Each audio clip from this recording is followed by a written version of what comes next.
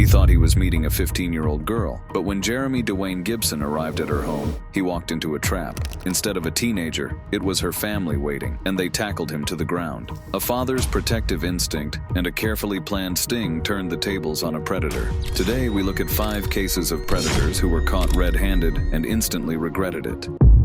Bruce Caval Menaly.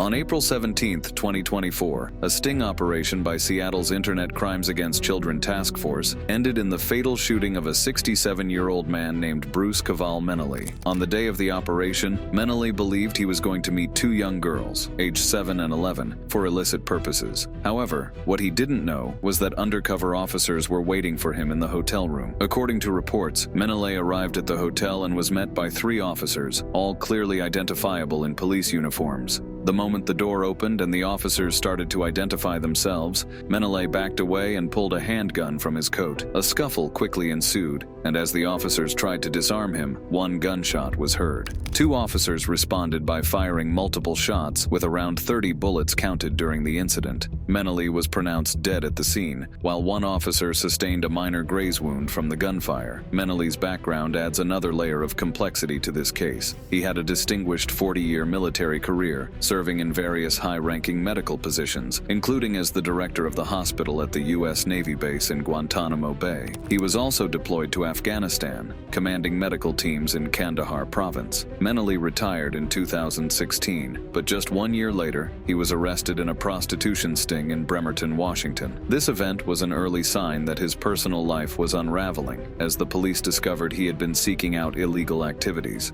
This moment in his life could have served as a wake-up call, a chance to change his behavior and seek help. Instead, Menaly continued down a destructive path that eventually led to his involvement with the Internet Crimes Against Children Task Force. Mark Stanley. Next up is Mark Stanley, another predator caught in a horrifying situation that led to instant consequences. On January 2, 2020, the 60-year-old man was caught red-handed by a father in Richmond, Virginia. The father walked in on Stanley molesting his girlfriend's 14-year-old daughter. Stanley had been trusted around the family, but behind that trust, he harbored despicable intentions. That particular day, when the father entered the room and saw what was happening, he acted on instinct. The father immediately began beating Stanley, taking out all the rage and pain that no doubt flooded him upon seeing his daughter being harmed. Stanley, completely caught off guard, had no time to defend himself or even process what was happening.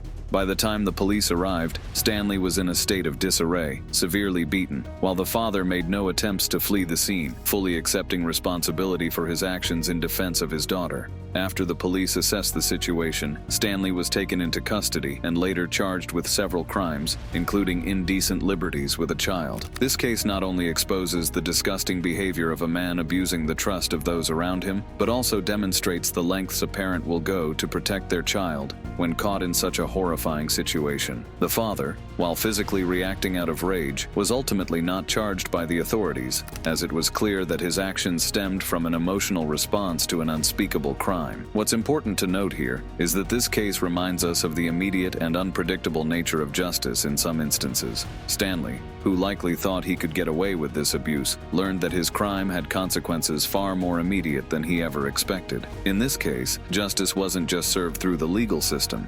It came in the form of a parent's instinct to protect their child at all costs. Sha Foster. What happens when a retired Marine takes matters into his own hands after his daughter is sexually abused by his very own friend? Let's find out, because this harrowing event actually took place in Lorena, Texas in 2014. It all started when Moore was rushed to the hospital with what was initially suspected to be a brain aneurysm. His wife, Leone, accompanied him, leaving their children at home. During this time, Sha Foster, a family friend and neighbor, offered to check on the kids. Leone told him not to, but Foster went over anyway. While there, Foster molested Madeline, a horrific act that would later be revealed as part of a longer history of abuse. 2 days later, Madeline, accompanied by her mother to a doctor's appointment, began to open up about Foster's actions. What started with a comment about Foster texting while driving led to the heartbreaking revelation that Foster had been sexually abusing her since she was 9 years old. Madeline described incidents that took place in her bed, Foster's truck, and even the shower. Shocked and devastated, Leone took this information to her husband, and they immediately went to the police. However, much to their frustration, the police said they couldn't arrest Foster right away without more concrete evidence, leaving the family feeling powerless. Unwilling to let Foster get away, Moore, a former Marine, decided to take matters into his own hands. Using Madeline's phone, he set a trap for Foster. He sent text messages pretending to be his daughter, luring Foster back to the house. Moore waited in the bathroom with the shower running to make it seem like no one else was home. When Foster arrived, expecting to find a vulnerable teenager, he was instead confronted by an enraged father. The confrontation was recorded on Moore's phone. The audio captures the intense moment, with Moore shouting at Foster and demanding to know what he had done to his daughter. Foster denied everything, but Moore wasn't swayed. The situation escalated as Foster tried to escape,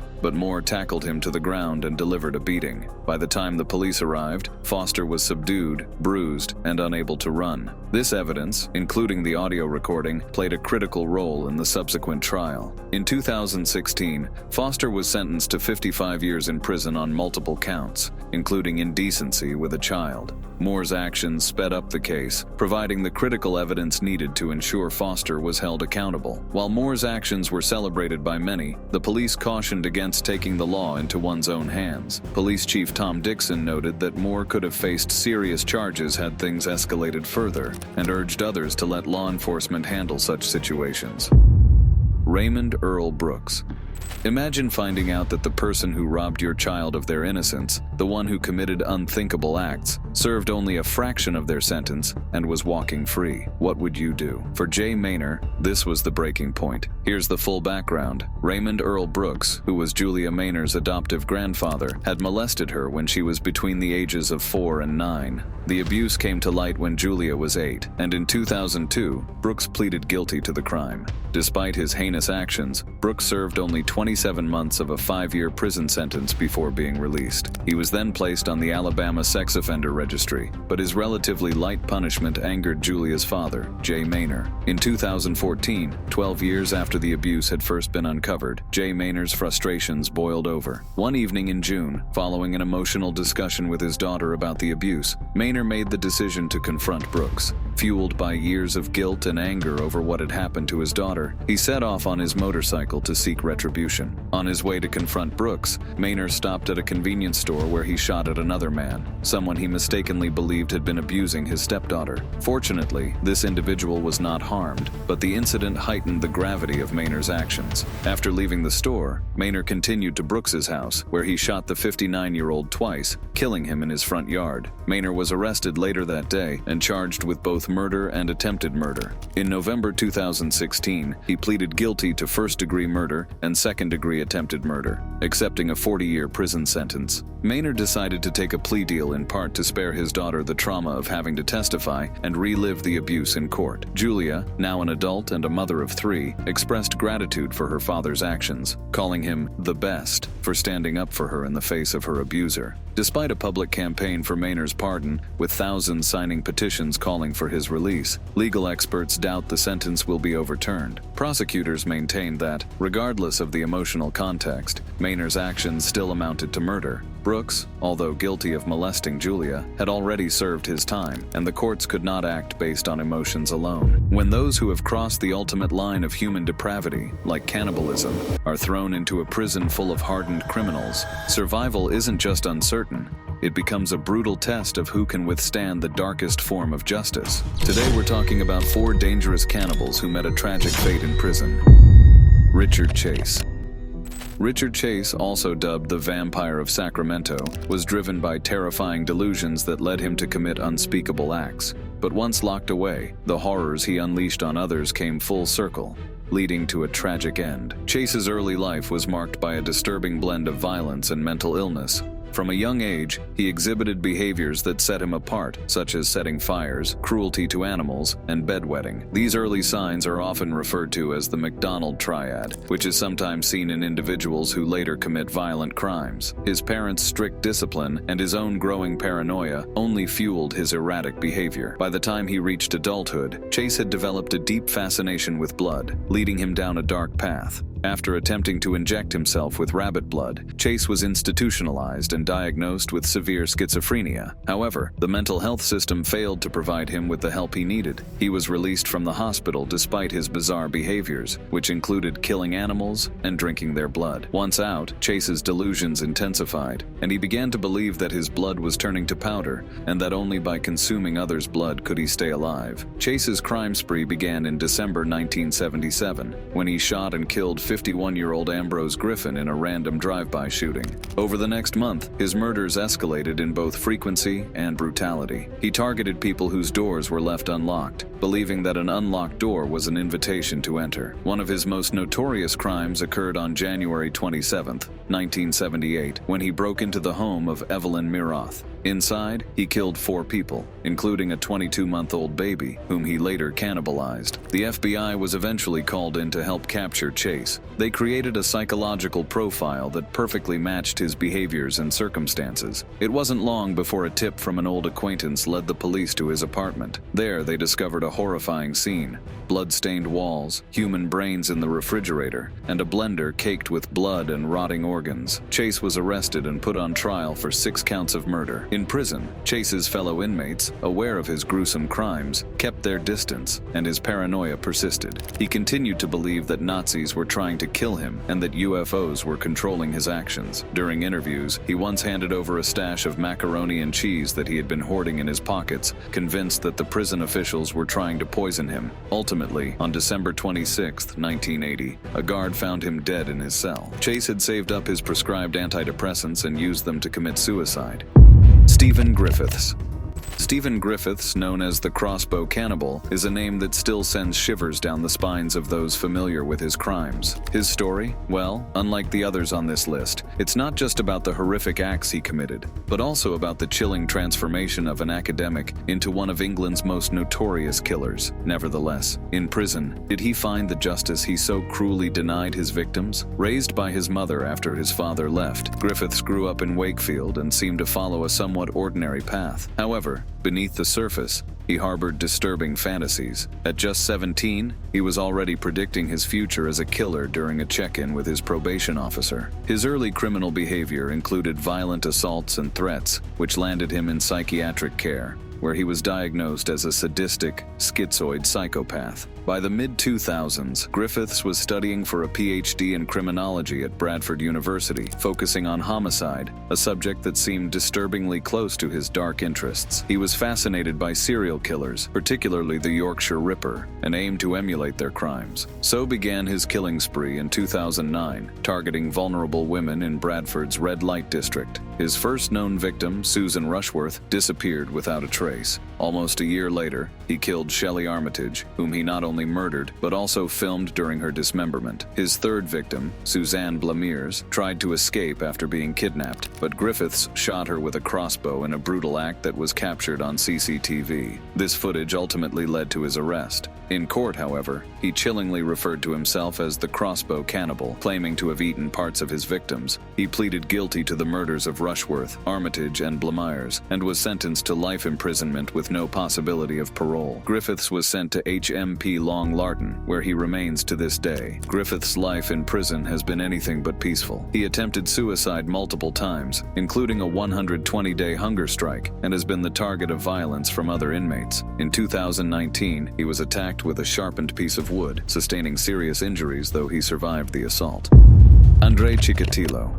Andrei Chikatilo, the butcher of Rostov, left a trail of terror across the Soviet Union with his gruesome killings. But when this monstrous figure finally faced justice, his courtroom antics shocked the world. This brought an end to one of history's most chilling murder sprees. Also known as the Butcher of Rostov, Chikatilo was born in Ukraine in 1936. During a time of famine and political turmoil, Chikatilo grew up in extreme poverty. His childhood was further darkened by tales his mother told him about an older brother who was a allegedly kidnapped and eaten by starving neighbors. Despite his troubled background, Chikatilo initially led what appeared to be a normal life. He served in the Soviet army, married, and even became a teacher. However, beneath this facade, Chikatilo struggled with severe sexual dysfunction, leading to deep feelings of inadequacy and rage. His inability to perform sexually drove him to commit acts of sexual violence against his students, which eventually escalated into murder. Chikatilo's killing spree began in 1978 when he murdered 9-year-old Yelena Zakotnova. Although another man was wrongfully convicted and executed for this crime, it marked the beginning of Chikatilo's reign of terror. Over the next 12 years, he would go on to murder at least 52 people, primarily women and children. His method was gruesome. He would lure his victims to secluded areas,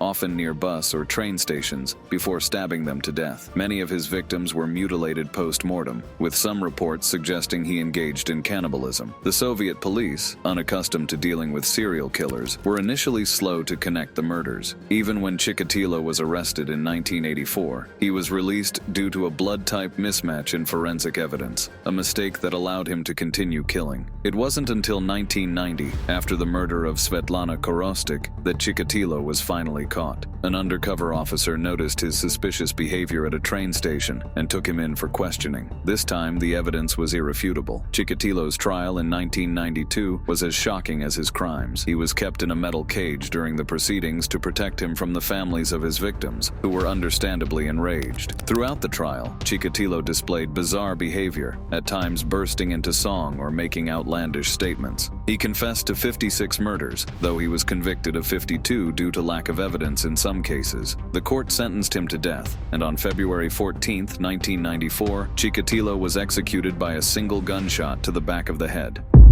Jeffrey Dahmer.